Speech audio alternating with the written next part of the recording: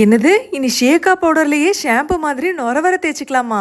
நான் சொல்றேன் இந்த இன்கிரீடியன்ஸை நோட் பண்ணி வச்சுக்கோங்க. வீட்லயே சூப்பரா ஷேக்கா பவுடர் ரெடி பண்ணிடலாம். இந்த 4 வகையான பூக்கள் சேர்க்க போறோம். செம்பருத்தி பூ, ரோஜா பூ, மகிழம்பூ, ஆவாரம் பூ. இது எல்லாமே நல்ல வாசனைக்காக, அந்த வாசத்தை இன்னும் கொஞ்சம் தூக்கலாக்குறதுக்கு மறிக்கொழுந்தும் சேர்த்துக்கோங்க. கூடவே கருவேப்பிலையும் சேர்த்துக்கோங்க. நல்லா தாராளமா ஷேக்கா வாங்கி சேர்த்துக்கோங்க. நல்லா நுரைச்சு வரதுக்கு பூந்தி கொட்டை, உடம்ப கூலா வச்சுக்கிறதுக்கு பூலாங்கிழங்கு, விதையை நீக்கினா ஆம்லாவும் சேர்த்துக்கலாம். முடிய வலுப்படுத்துறதுக்கு கோரைக்கிழங்கு, அதே மாதிரி கார்போக அரிசியும் சேர்த்துக்கோங்க. உடம்ப நல்லா குளிர்ச்சியா வச்சுக்கணும்ல, அதுக்காக வெட்டி வேரும், பொடுகு பிரச்சனை நீங்கிறதுக்கு வெந்தயமும், எண்ணெய் பிசுக்கு போறதுக்கு பாசிப்பருப்பும் சேர்த்துக்கலாங்க.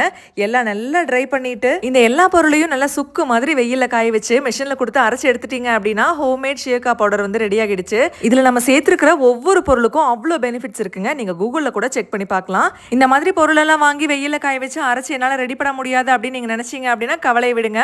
ஃபிட் அண்ட் ஃபுட் தமிழ் அப்படிங்கிற இன்ஸ்டாகிராம் பேஜ்ல நான் யூஸ் பண்ண அதே ப்ராடக்ட்ஸ் எல்லாமே யூஸ் பண்ணி சூப்பரா ஷேக்கா பவுடர் வந்து ரெடி பண்ணி கொடுத்துட்டு இருக்காங்க. உங்களுக்கு தேவைப்பட்டுச்சு அப்படின்னா ஆர்டர் பண்ணி வாங்கிக்கோங்க.